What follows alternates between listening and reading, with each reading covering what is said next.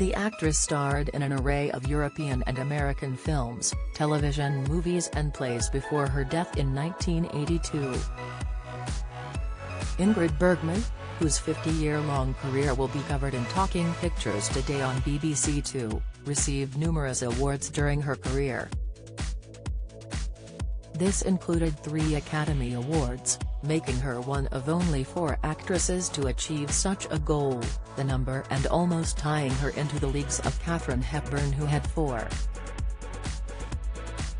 Best known for her role in Casablanca, the cinematic idol was also widely talked about for her love life while in Hollywood.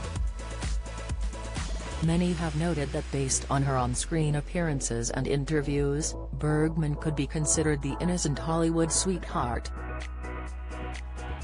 However, off-camera, she had built up a long list of lovers.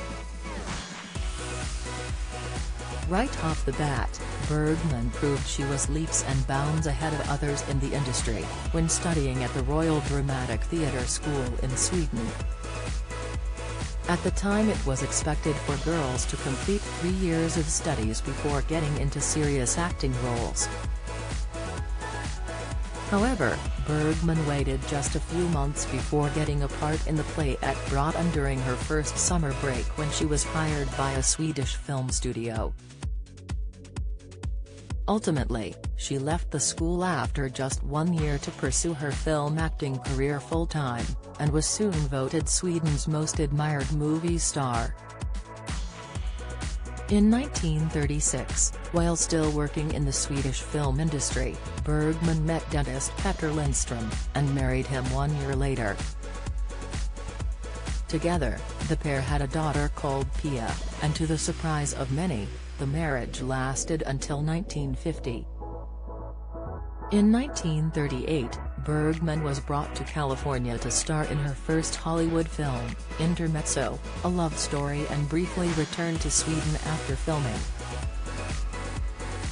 It was widely rumored that Bergman and producer David O. Selznick, who brought her to California, had had an affair, either while filming or when she returned to Hollywood in 1940. In 1941, back in Hollywood, Bergman then fell for director Victor Fleming when she starred in his film, Dr. Jekyll and Mr. Hyde. Further down the line, she would also have an affair with her co-star Spencer Tracy, who reportedly tried to woo her during filming but to no avail as she had eyes only for Fleming. In 1942, Bergman moved on to actor Gary Cooper, who had been married since 1933 and was reportedly faithful to his wife up until meeting her. The pair worked together on For Whom the Bell Tolls, and their relationship lasted throughout filming. However, after filming, Cooper suggested that Bergman had lost interest, lamenting, "In my whole life I've never had a woman so much in love with me as Ingrid Bergman was.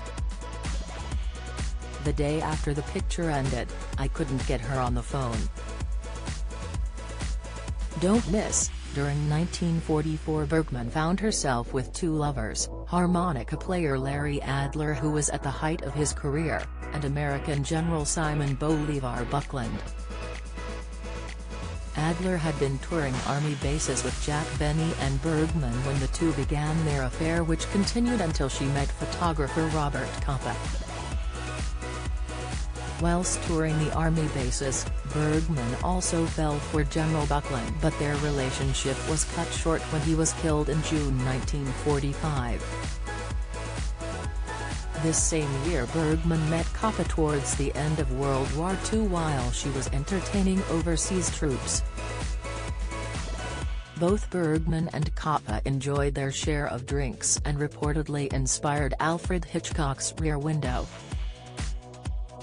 Capa would unfortunately go on to succumb to the violence of war in Vietnam 1954. In 1950, Bergman met an Italian director that would see her love scandals reach a whole new level, and ultimately ostracize her from the filmmaking capital of the world. She made Stromboli with Roberta Rossellini and soon fell in love with him, and became pregnant.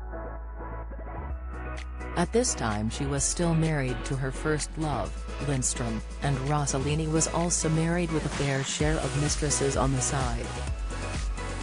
This situation was highly criticized and covered in the media, and promptly destroyed her character.